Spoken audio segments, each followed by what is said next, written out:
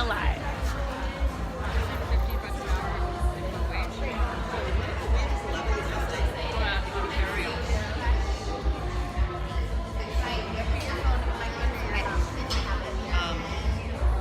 Like, I don't want to make it so much that she can't afford it. I don't want to make it so little that she leaves. But there's going to be some stipulations, like clean up after yourself and stuff, because I'm sick of coming to the Lauren had to, she did that place to eat. She was like, Yeah, I mean, I think like there's still a lot of stuff that I think about.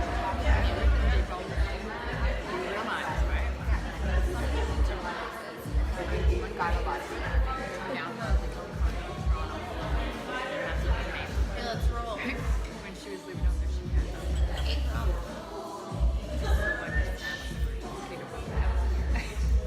Oh, you should hear Ellen. Teaching about his roommates. They put it right here. The dishwasher is right. should be on.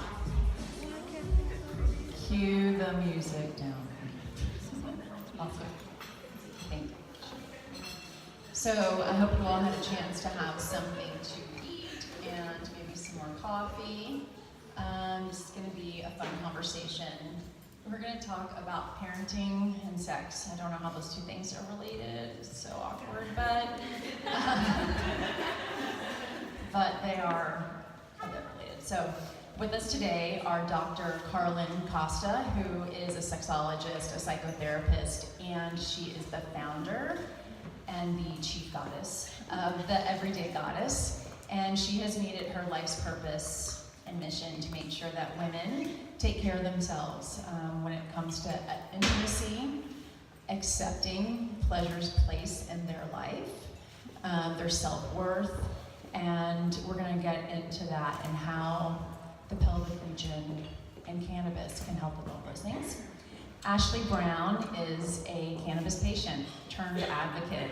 In 2017, she launched SheCann, that's can with 2 N's, which is a Facebook group, and it's a place for women to come, Canadian women to come who have questions about, I have a medical card now, so what? Where do I start? And she has some pretty funny anecdotes about, they come asking about which strain to try, and then they come back as true experts on this plant, so I'm sure she's got a lot to offer. She has 2 daughters, ages 10 and 13, and we'll get into conversations that you're having with your kids about cannabis. But first, I want a story from each of you, good or bad experience with cannabis.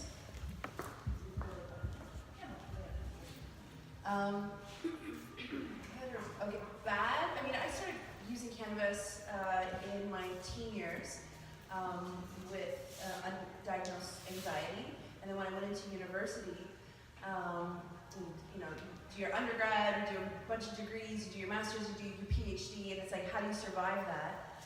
Cannabis. Yeah, that's how I survived. And I don't drink coffee, so that was my kind of drug of choice to kind of help me get through all of that. But you know, at the time we have so much more education now, and you know, access to information about cannabis use. So you know, I've had a few parties. You know, you're going through it, you drink a little too much, someone passes you a joint, you green out, that type of thing.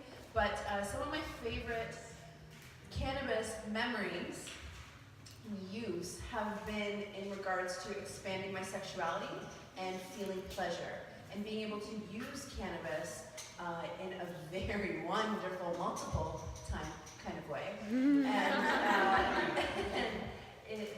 Those have been some of my favorite memories. That's too general. Well, I want a specific memory. Especially when you set it up like that. like starfishing on my bed, like squirting all over the place. Is that what we're Yes. Fully, right? So that was a true story. That happened. I didn't understand half that of you. Yeah, we'll get into it. Those are my favorite memories. And how are you going to explain starfishing and squirting to your girls? That was my exact thought right now. What a nice segue into parenting, right? I'm not sure how we're going to connect them, but certainly it would be an interesting topic. I know I'm very open with my daughters about my experiences, both with cannabis and topic is really taboo. I haven't been asked about starfishing or sporting. 7, 13. Well, no, my daughter did ask me about threesomes, so I maybe could. 10-year-old? No, the 13-year-old. And I maybe could have wrestled up some Dr. Carlen wisdom at that point, but I think I kept a straight enough face. And those conversations can continue over to cannabis. So my genesis of cannabis, I mean, I think I was 12 years old in 1994 when we bought what we thought was $5 worth of cannabis in a little tin foil package.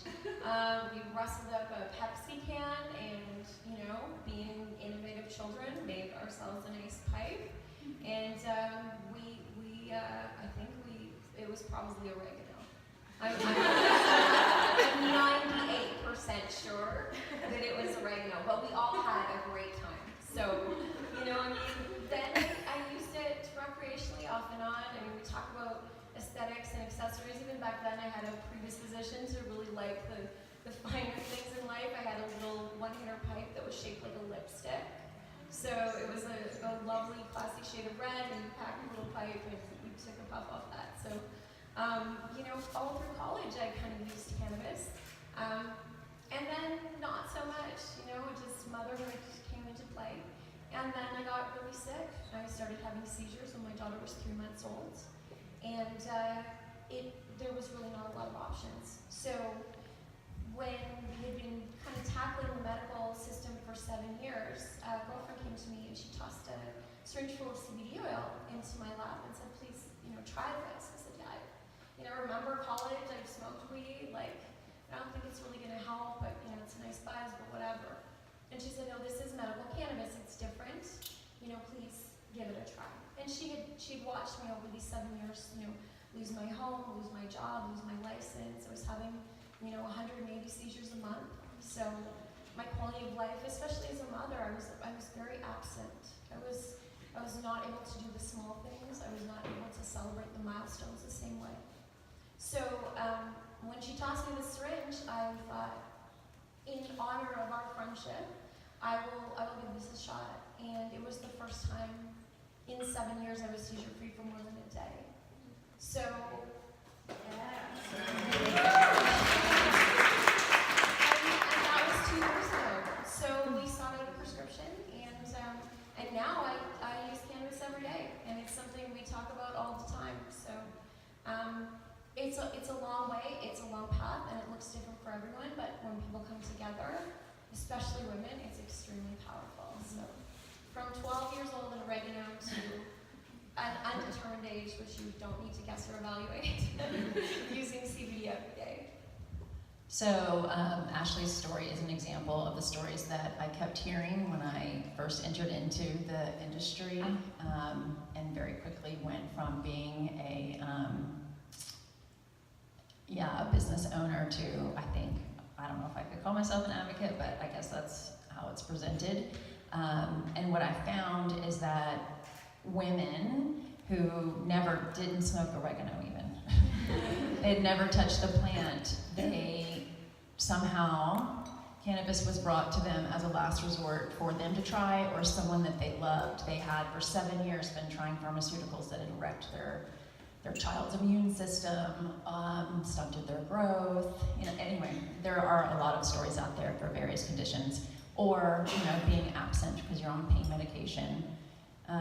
And so they're like, well, fuck it can't get worse than this, right? So, and cannabis completely changed their life. And they, I find, are the best advocates because it changed their life, right? They are living proof that this plant, even as a last resort, is the only thing that delivered the results they really needed so they could have a good quality of life. So thank you for sharing your story. And it sounds like going from basically every once in a while a rec user, now you're a patient. Do you also use it for adult use purposes? I love the term adult use. It's my most favorite thing. The first time I heard it, I was like, that's it. Embargo on everything else. Let's talk adult use because it is. You said it very well. I think, we all use it for adult use. I work with a company, Strain Print. It's a medical cannabis tracking journal. And what we found is one of the top 3 treatments that people use for other than joint or pain, inflammation, insomnia is actually recreational use. So, and they're not ashamed to admit that, you know, in the balance and flow of their life, there are times where they're medicating very mindfully for their illness or their ailment, but there are also times where, you know, they're choosing to enhance their experience of, you know, being out socially or their, you know, their workout. So you're seeing kind of, where does that line get crossed? Well, I don't think there's a line. I think it's a spectrum. And, you know, it really becomes something that when you embrace it that way and you stop trying to, you know, pigeonhole it into either being a medical use or being a party drug, then you have better conversations around how you can tailor that experience to your own life. So I would say, you know, I have my medicine, and then I have my wellness regimen, and a lot of my self-care is based around wanting to be present, wanting to experience those things, you know, not just because I'm sick, but in addition to, you know, the other ways that I enjoy life. So I think I'm an adult user. I'm a medical patient by profession, but I'm an adult user. Yeah, I would think that sex, right, would fall under a rec category, but sexual health is so core to our everyday happiness. And as I was explaining earlier, right, like our relationships, you know, reconnecting with my husband after having 2 kids and like, I don't know what just happened. Yeah. Thank God for cannabis, right? Like, I do like you. I do like you. I like you. You know, it's like, yeah, it was perfect. So how do you see cannabis falling into the adult use, sexual health? How do we try to get people to understand that this is so core to a woman's needs? Well, so it's interesting because I come from this from like a healer perspective as a psychotherapist and as a person who works with clients, in particular women, and in supporting them through their use. And then I'm also a medical user. I also am a card-carrying member of the club, and I also use it personally.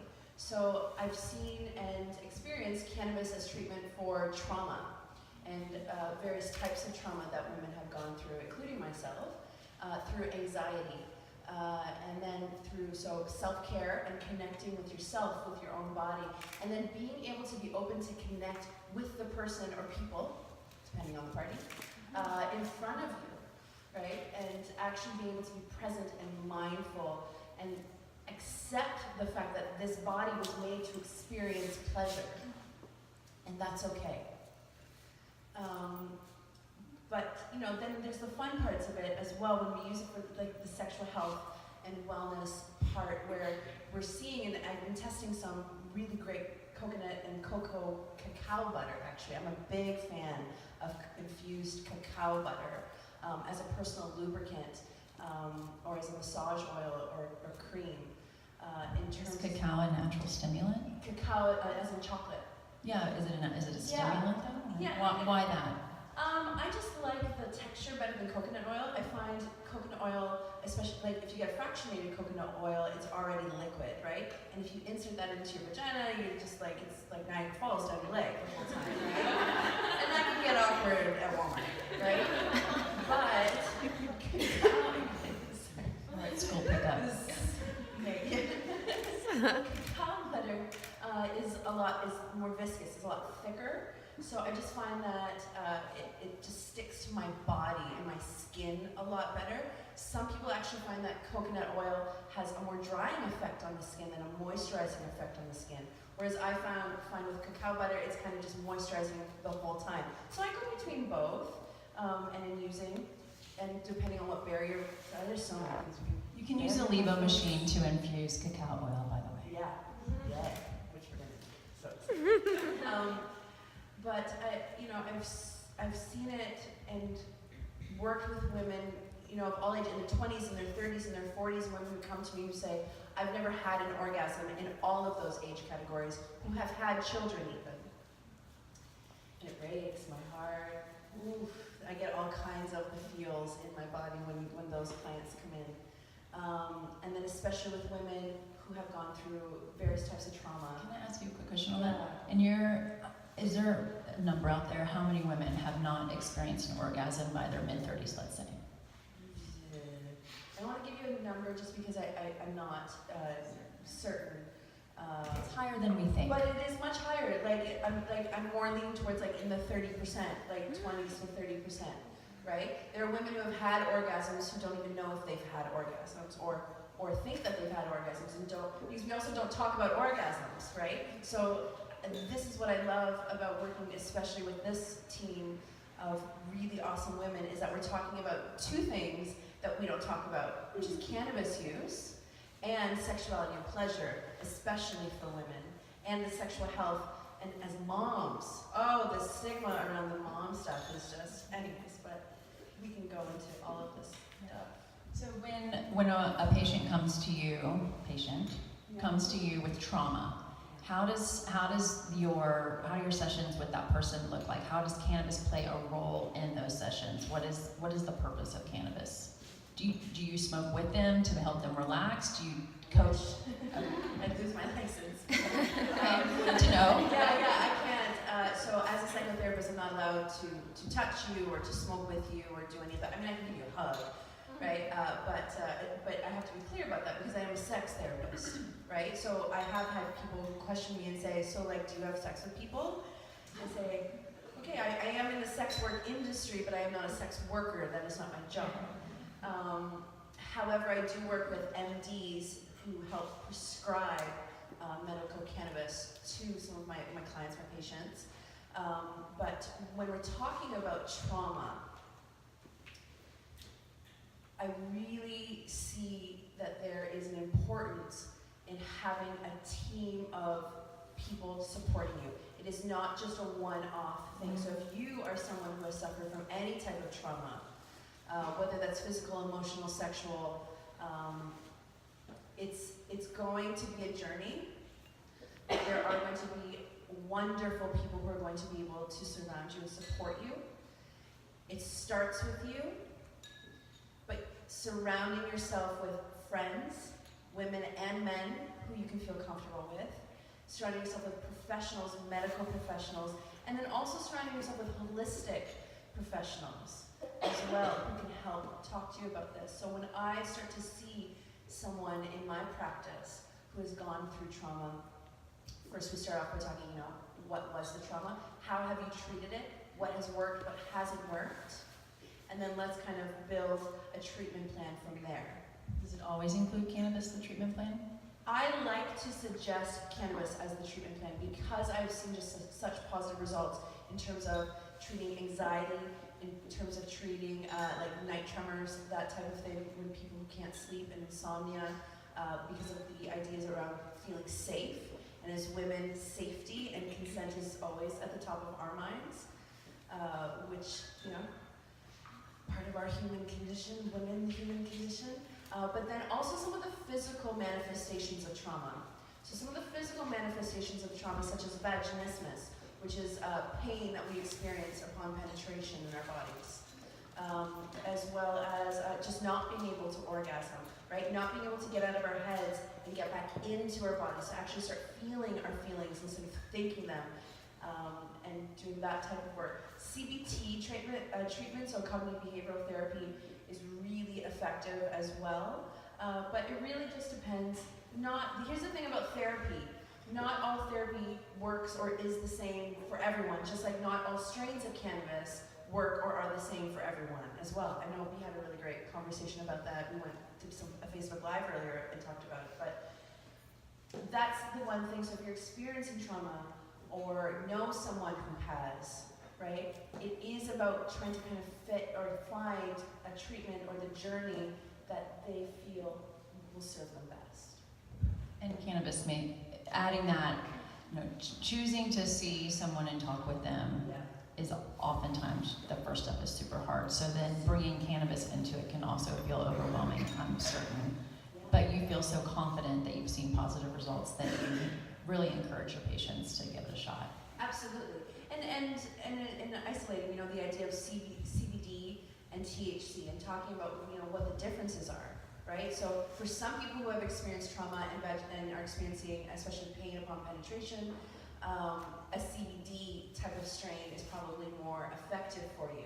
But some of us who have other types of trauma, who experience some anxiety, THC sativa strains are more effective, right? So it really just depends On the specifics. on the specifics. Yeah. So sex is obviously it's not an easy conversation to have with your kids. I'm real honest about all of it. And when I decided to choose cannabis as a profession, and I got permission from my husband and my family, my parents, his parents, then I had to go to my kids who were really young. They were about 5 and 8, and say, I didn't know how to do it. I didn't know how to explain cannabis or why they have a say in this, but I knew that they were gonna grow up with a mom who maybe not forever was in cannabis, but at some point was, and was that gonna be something their cross to bear? So I'm gonna open up about how I share cannabis with my kids, and then I would also like to hear how you talk to your kids about it.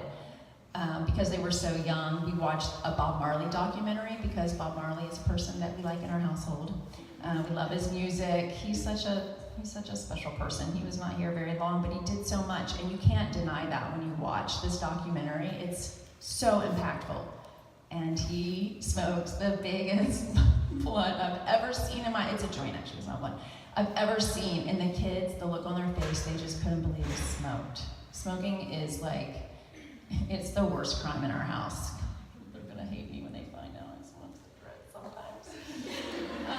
But they asked, what is that, Mom? He's smoking, that's a big cigarette. I'm like, no, it's a joint.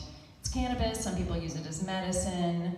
Bob Marley used it as part of his religion. And I had just met with the Marley Natural team, and someone on the team had met with Rita Marley and said that Bob explained it like, rather than understanding something, you overstand it. You have a bird's eye view of people and situations, and you're able to see things from perspectives you normally wouldn't, and it opens your mind.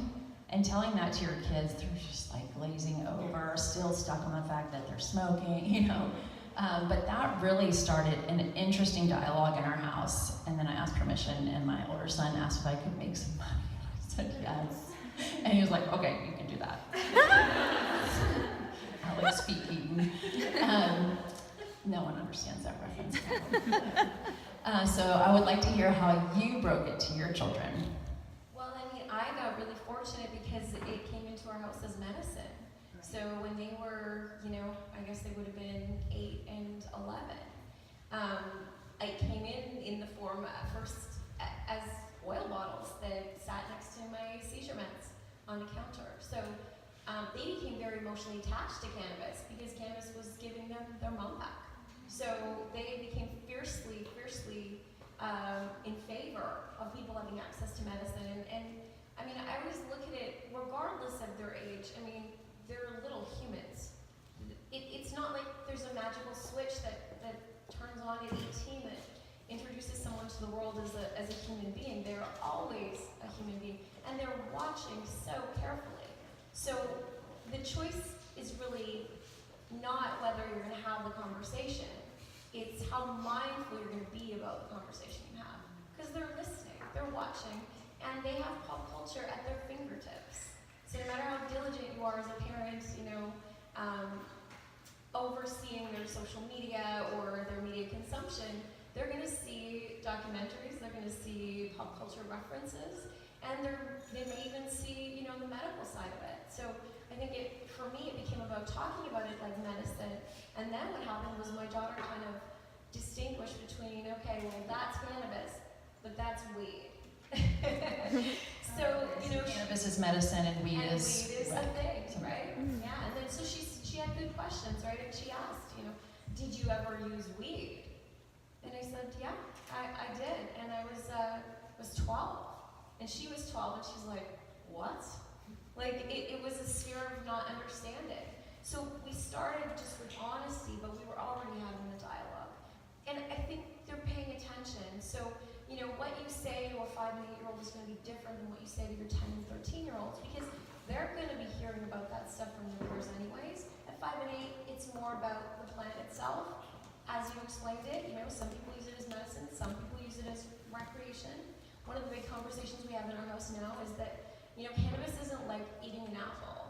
You have any variety of apple, they might have a different flavor, but they all have the same effect. Cannabis can be used as medicine, it can be used as part of ritual, mindfulness, self-care, as an anti-anxiety medication, and we talked a lot about the fact that a lot of their peers may actually have conditions that benefit from medical cannabis too. So I think the important part is taking an inclusive approach to it no matter what, and never really letting it rattle you. Like if you're gonna ask the kids as they get older, you know, does anyone they know use cannabis, or, you know, have they tried it, be okay with whatever the answer is.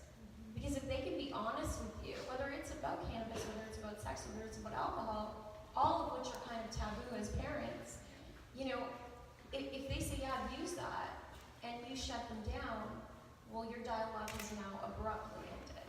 So there are times where my daughter, you know, is asking questions about, you know, what a threesome is, or, you know, has her father ever used cannabis, and I'm kind of going, all right. And then I just check in with myself about that, is what, do I want this conversation to end now? Or do we need to keep having it, probably again and again, as they get older, and as they come back and you know, say to me, well, you know, my friend is really into vaping. Yeah. And I'm kind of like,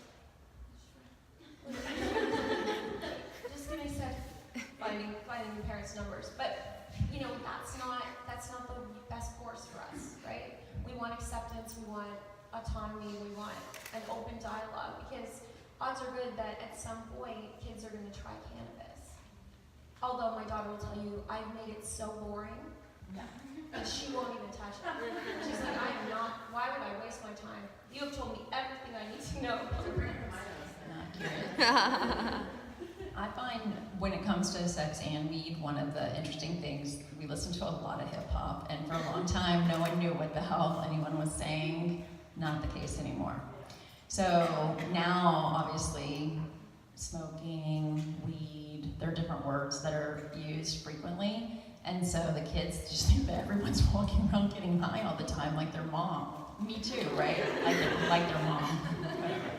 So I feel like music also creates this amazing dialogue. So why does he use that word? What does he really mean? Especially with sex, right? Like, people say that music, I choose not to see that it's derogatory towards women for the most part. They like to party, they like weed, they love women. They're just talking about all the things they love in life, right? Highs is bad. We're gonna shift our mindset about all this other bullshit. Let's shift it about this, right? So how do you talk to kids about, you know, things that are so loaded and have been so controversial for so long? How do you repaint this, reposition this? I call it the deprogram. You know, like, we gotta just like deprogram and build it up again. Where do you start when mainstream culture is either saying it's all good or it's all bad? I think it's really interesting having daughters because, you know, I think back to when I was their age and how did I frame the world, and you know, there were double entendres that you start to discover mean things, right? It's like when you're young and you watch the Golden Girls, you don't get a lot of those references. Golden Girl. And I remember sitting there, you know, with my grandma, just thinking this is just the most amazing show, and then watching it back with my kids when they were young, thinking I'm so glad they get none of these sex references because I'm just not ready for that conversation yet. But I think, you know, we have this tremendous opportunity to really tell the truth. Like, they know hypocrisy. My 13-year-old knows when she sees inequity, and she will call it out. So why would this look any different? They came to me, I think, my eldest would have been 9, a few years ago, and they were really loving the Nicki Minaj song, Anaconda. And they just started kind of getting into twerking. Like, maybe just test out what twerking is. And I was like, all right, okay, all right. And then I said, is that like that video you're watching? Do you know what they're talking about? And they were like, oh, it's just about. And I said, no, that anaconda's a penis. They listened to me and they were like, why? Why would she be singing about a penis? And I was like, wait, hold on. You know, twerking? And they're like, yeah. I'm like, that's just, they're mimicking sex. And they were like, oh. Like, they didn't want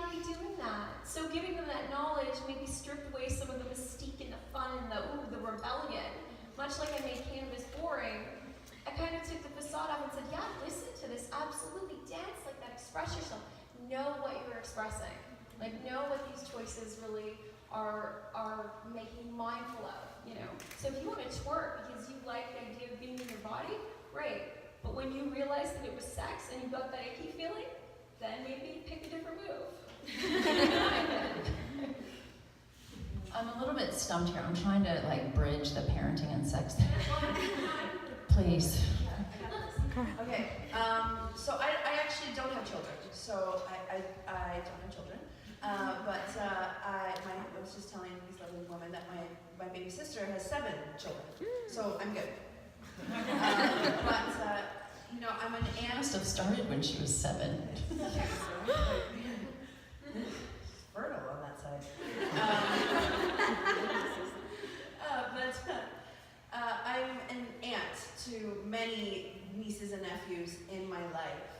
And recently, my nephew, who's now 12, we have this very wonderful, open relationship. And he has his own cell phone at this point, so every once in a while, he'll call me. Or I'll take him on a trip or something, you know, we'll go somewhere. And we recently went to the fair, and he brought his best friend with him. And it was such a great opportunity to actually talk. We talked about sex and cannabis and being a kid and accepting all of those things. Because the one thing we have to remember when we're talking to anyone, but mostly children, about sex and sexuality is that you're the adult.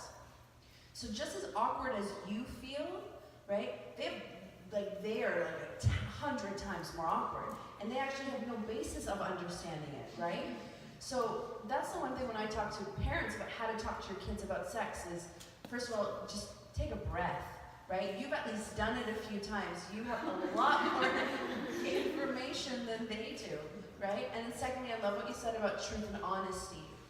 Because kids know, and they know when you're messing with them, right? So when my nephew calls me, and this was a fun day, my sister passes me the phone and she's like, your nephew needs to talk to you. And I was like, okay, let's see what this is gonna be about. And he was like, he calls me Mia, and he said, Mia, you know, what's masturbation? He's like, someone said it, and I don't know what that's about. So I was like, well, you know, it's a way to enjoy pleasure in your body, and like you're 11 years old, so, you know, you're more than welcome to explore your body and what that means and what that looks like for you. You do it on your alone time, right? This is something that you do on your own time, and you know, you're 11, so I'm not sure if you're going to experience the form of ejaculation when you touch your penis, right? And we were FaceTiming, and his face just went, what is going on? Because then Do you know the word, what ejaculation well, would that mean? so then that's an opportunity to explain, right? So when I talk to kids, I always use the word penis, I always use the word vagina. When we were at the fair and someone was smoking cannabis outside of the fairgrounds, I said, you know, I use the proper terms, cannabis, right? It is our opportunity to use the proper words, and then I had to explain what ejaculation was and what, you know, what semen might be eventually for you and all of that good stuff. But we went back to the fair. We went to the fair. And so first we started talking about cannabis, and I explained to them, you know, cannabis as a medicine. Someone was smoking, they're like, oh, what's that smell? Like, ugh, people are smoking, right? And I was like, oh, it's cannabis. And, you know, people use cannabis for a variety of different reasons. Sometimes people use it when they're feeling kind of sad. Sometimes people use it when they have pain in their body, right? Some people smoke it because they need to, or sometimes they do because they just want to, and that's okay, right? And then we went through the fair, and there was like a pro-life booth for some reason. Sorry, no offense to, I'm just pro-choice. And so then we talked about pro-choice, and then we talked about women's bodies. So then I got to talk to them about, first of all, what an abortion was, and then what pro-choice meant, and what women's health was about, and feminism, and the feminist medical system, and what that can look like for all of us, as a sex-positive and intersectional feminist that I am. You know, that was such a great opportunity, right? So when you're talking to kids about sex, and you're bridging kind of that gap between what it is, what that means, right? Kids aren't stupid. They have the internet now, right? I remember not having the internet for a short period of my life. And then when the internet became a thing, right? What is online dating? What is revenge porn now, right? Snapchat, all of these things. Tinder, Instagram is like the #1 dating app, right? So having these conversations about proper social media use as well, and then talking to them because they see cannabis, right? They see people smoking. They're listening to music, right? They're talking about smoking blunts and, you know, riding low and all of those great things. I don't know. I try to be good. I'm wearing a gold chain, okay? I try to be good. It's a thing.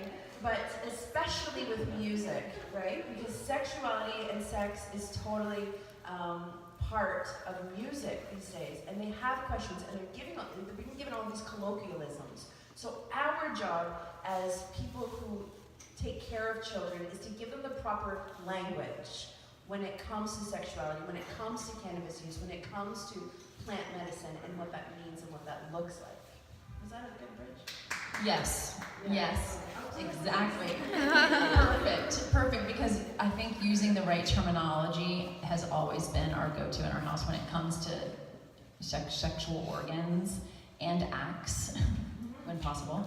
And calling it cannabis, explaining why there's slang, why the word marijuana is not used in our house and where that originates from.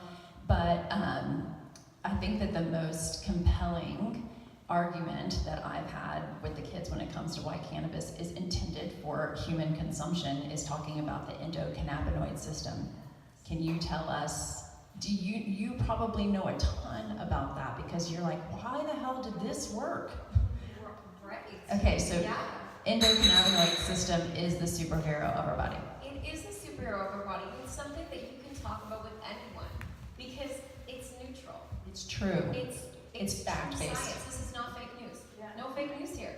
The endocannabinoid system is a system that when in homeostasis keeps us balanced and in health. It's indicated in inflammation and mental illness. So when our body is out of whack and not producing enough natural cannabinoids, one of the biggest references is usually anandamide. Anandamide is actually what's responsible for that runner's high. So when you go for a run, and I say you, not me, because I do not run. It's very well the visual image of me trying to run. But when you go for a run and get to that point where you feel that buzz and clarity, that's actually your body's natural endocannabinoid called anandamide being produced. So when we don't have enough of those endocannabinoids, one way we can supplement is with phytocannabinoids, which are found in plants. And guess what? That's cannabis.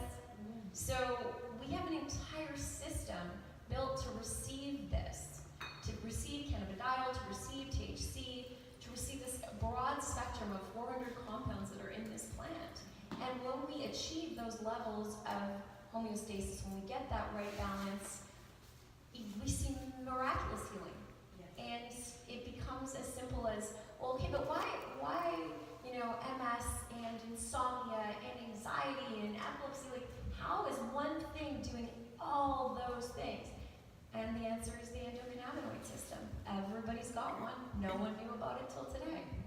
So she's right. The endocannabinoid system was discovered in the early 90s. We didn't know that the human body had one. There was another system recently discovered like last month too. Like, isn't that crazy? We're still learning stuff about our bodies. And the way I like to think of it, there's in the pamphlet, there's information, it's just a paragraph, but I like to think of it as we have a network of receptors from our toes to our brain, all over our body, and it overlays your nervous system. So if your endocannabinoid system is well nourished, you won't go into fight or flight. You won't be so triggered with everything. If it is being taken care of, you can kind of manage life a lot better. And it's true, right? I mean, being stoned kind of does help you be nicer to people, give them the benefit of the doubt, want to connect with them, and it's important to note, considering the topic of conversation, that the second most concentrated area of these receptors is the pelvic region for women. That's our second most concentrated area behind our brain. And so THC binds with receptors in our brain, and it is psychoactive. CBD binds with receptors in our brain and our body.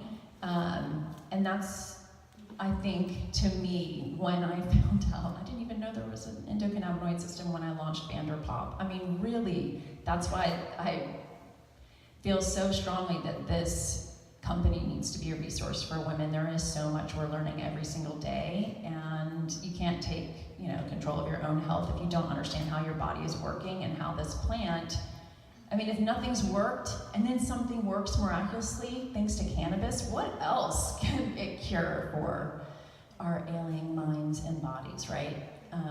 Yeah, anything that you've heard about the endocannabinoid system that you are just like, can you believe this? Yeah, I'm all about that system.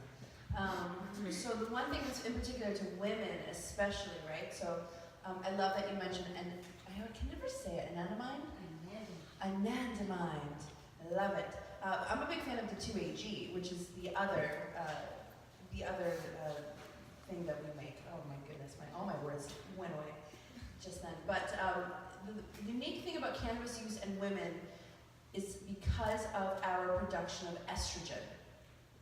So estrogen, and the way that we process estrogen throughout the life cycle of being a woman, and cannabis use is very unique. And not only is it very unique throughout the life cycle, but it is also very unique throughout the monthly cycle as well. So this is so much fun. Actually, I have a couple of vlogs coming out on the VanderPop website talking specifically about estrogen and cannabis and the relation to it. So one thing I would love for you to test if you are a cannabis user and you are still operating at a level of natural estrogen in your body, to start to notice and record at different times of the month how cannabis is impacting you. Because your estrogen level will actually tell you how tolerant or intolerant to cannabis you are. So essentially, the lower the estrogen you have in your body, the higher the tolerance. So that also means, though, however, that you may be more prone to the paranoia, anxiety, that type of things based on the strains that you were using. So premenopausal women and postmenopausal women, especially, will start to notice that, as we start to age, that our cannabis use actually has to start to shift throughout our life cycle, and we may have to start using it in a variety of different ways, not just through vaping or smoking, but topically or suppositories, that type of thing. Which is why lubricant and massage oils and that type of thing, I'm a really big fan of using CBD type products for that as well. But especially when we're also talking though about just menstruation in general and how stimulating the endocannabinoid system through cannabis use for menstrual relief is going to be huge, and it is huge, especially with companies like Foria already starting to kick off the market, and it's just wonderful. Oh man, so many. Okay, you're gonna have to redirect me. Well, okay, so in June I went to a conference in Toronto, and was she the founder of Strain Print? So Ashleigh has gone from being a patient to an advocate to working in the industry for a company called Strain Print, which is super exciting. It's an app where you can track your cannabis usage, right? Like this strain, it's like a journal online. But they were talking about adding to the app where you could track your cycle, because estrogen hormones play such a huge role in our experience with cannabis. Like if I consume cannabis the day I start my period, I'm super sensitive to it. I don't have to consume that much. So I would love to hear, like, how did that become a priority with the company? Because when I've talked to a couple of people there, including men, they're all over it too. Well, I think that Strain Print's a really unique company because it's by patients for patients. So the founder, Steph, suffered from PTSD. She lost her brother when she was very young. And her psychiatrist actually recommended that she try medical cannabis, which was a real departure from most of the things on offer at that point. And through her experience, she started to journal. Being a woman, she started to notice even that there were times of the month that maybe she used more or less of strains, and because she was tracking it, she was able to see patterns. Her and I became friends via the internet, and when I started SheCann in June of 2017, she kind of approached me and was telling me about this app.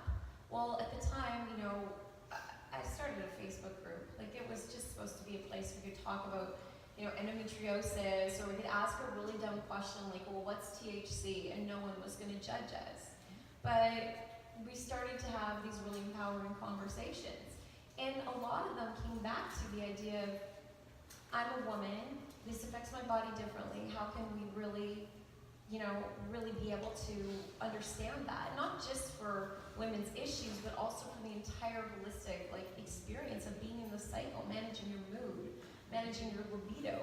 Well, if it varies from time to time, depending on where you're at in your life, are you trying to conceive?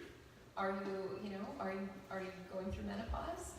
When Steph and I got together and started talking a lot about these women who were excellent app users, I mean, they wanted to learn through journaling, so they became some of the most passionate advocates for restraint, right? And I personally did, because I saw how empowering it was for people to be able to track. It became natural that, yeah, why wouldn't you want a period tracker in there? We track our steps with a Fitbit, we track so many things in life. You track points on Weight Watchers. Why not have an app that's able to encompass that? And I think the company really embraced that because we saw how important it was to identify, how uniquely women experience cannabis, both physically and mentally. And, it helps to have a female founder. It helps to have a company that has, a disproportionate amount of women, a gloriously disproportionate amount of women in director and VP roles. So, that really informs how we shape the app and, how we shape the community going forward too. Thank you. Yeah, I really like that app. Little plug. So you mentioned endometriosis, and I think part of this conversation needs to be about reproductive health. Cannabis to treat endometriosis. I have a friend who went through a full hysterectomy after going to doctors for 13 years, including some of the best doctors. She lives in Manhattan, right? So she's seen a lot of doctors. No one mentioned cannabis as an alternative, and she did not need to have a hysterectomy. So as a treatment, I would like to hear from you when women come to SheCann, right, and they say, I have endometriosis, and I heard that cannabis can be effective.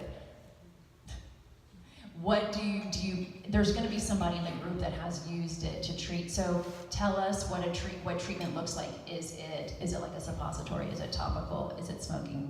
How does it cure it? Does it just help with symptoms?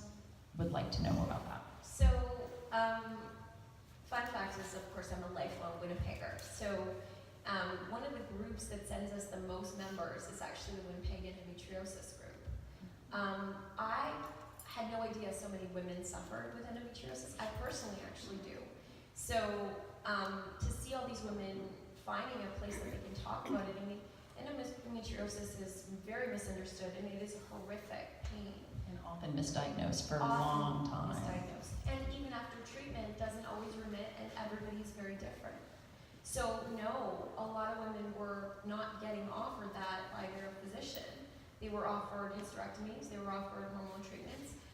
And, I think it comes down to the stellar way that women want to share and caretake. When a woman finds something that works for her, she does not stay quiet about it. She wants to help her loved ones, and whether those are, four-legged loved ones who maybe are going to try CBD because they have an arthritic cat, or, they have parents who are aging who maybe have arthritis, or, their friends. They're not keeping it quiet. So when we would have women who would start vaporizing with a one-to-one session for their endo pain once it started, that would be the sharing point, and then they would send more people to the group. And then we would see the conversation open up, because endometriosis is intimate. It's a pain in some of the most important parts of your body, the ones that should be pleasurable to you. And I remember I was really desperate at one point in my own journey. It was very early on, and we started having this conversation. It was this mega thread around, what if I put some oil on a tampon? What would that do? And, out of that evolved this, amazing few hours for someone where they were pain-free.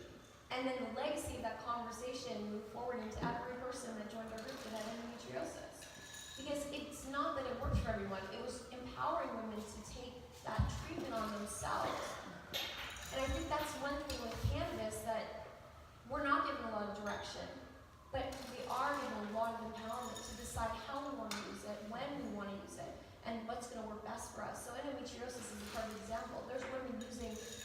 stories. There's other women eating a cookie at night. There's other women managing inflammation with CBD every day. So the choice becomes yours when you didn't have that before. When we touched on menopause, I'm guessing menopause, people come to the group and have questions about that with vaginal dryness, connecting with your partner, wanting to be finding interest in sex again. Like there are so many topics that are relevant when it comes to menopause. I have not entered into menopause yet, right? So it's like when you're pregnant and people are telling you about when you have your baby and you're like, oh yeah, and you don't remember any of it. I was telling someone this the other night and you're like, why didn't you tell me? I didn't know this was gonna happen. And I'm like, I did tell you, but you're not ready, right, to receive that information. So I don't know what I don't know. What have you all heard about cannabis in terms of menopause and how people are using it? I get really excited about this topic because it's an opportunity for me to learn in the exact same way. So we have members, in their 70s, and they start out knowing very little about cannabis. And some of the unintended side effects are that their libido kicks back in. And hearing about that, and then also about vaginal dryness and pain. And how can they experiment? And is this something they can use there? And when Florida came out, I mean, it was a massive, massive coup for women of all ages. And it's the kind of the life cycle of womanhood to be able to say, pleasure's going to look different. But again, the wide band spectrum of cannabis and consumption really allows people to tailor that to different cycles in their life. And I'm sure you see that. When you're having conversations about sexuality, new moms have their own challenges around sex. Yeah. And then women going into menopause, there's so much fear and stigma around that. Oh, absolutely. Especially, as our estrogen levels are fluctuating and such, right? So, I love when people say to me that sex gets better after 50, right? And that just thrills me because I'm not 50 yet and I'm having great sex now. And I'm like, it gets better? This is so exciting, right? But, xerostomia. So when that word means essentially dry vagina. So when What is that like if you haven't experienced? Yeah, so some of you who use cannabis understand that we get something that's called cotton mouth, right? So that's that dryness in your mouth and you're just trying to drink water. Well, when the endocannabinoid system, so the highest concentration is in your brain, but the second highest concentration is in your pelvic region.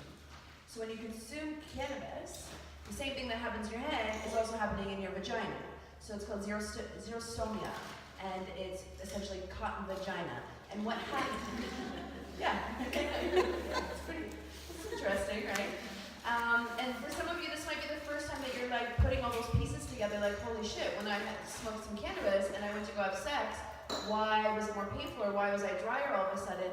Well, that's because the THC is binding to your receptors, and that is what's blocking any type of lubrication to come through with your central nervous system and in your body and that type of thing, sending off the signals to lubricate.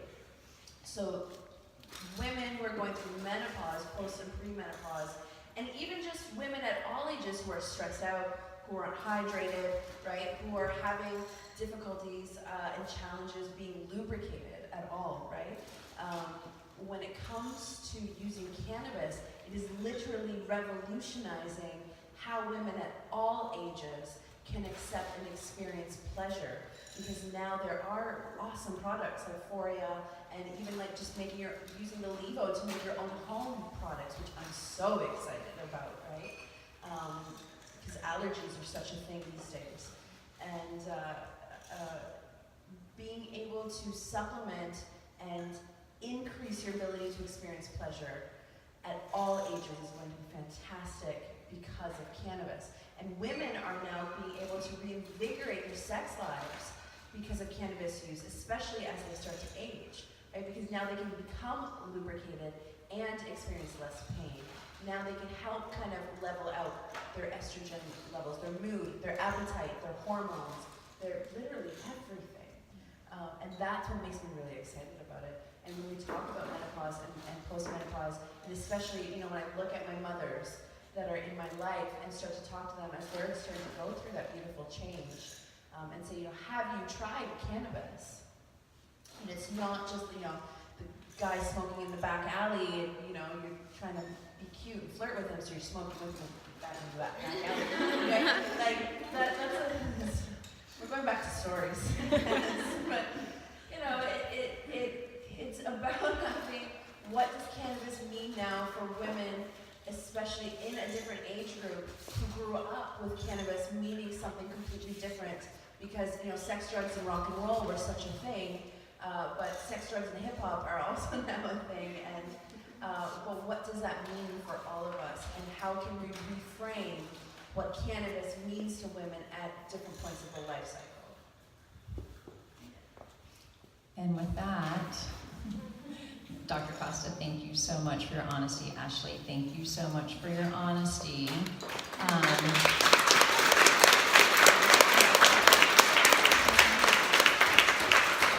I do want to make sure that we take any questions from the entire panel. I will close out by saying that I do think that more people should be getting high and fucking. I believe that is where it is at. You will be happier, and so will your partners. So, any questions? I don't think there's anything we won't talk about. Actually, don't really have a question. It's more of a comment. And I just want to thank all these amazing women for coming together and talking about this. I personally also run a healing group, and a lot of the women suffer with endometriosis or talk about pain during sex. So I'm really excited for what cannabis can do for them and the products that are going to come out and to empower them and to heal. So thank you.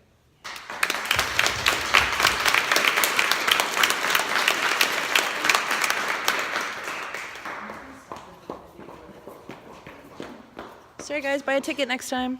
Okay.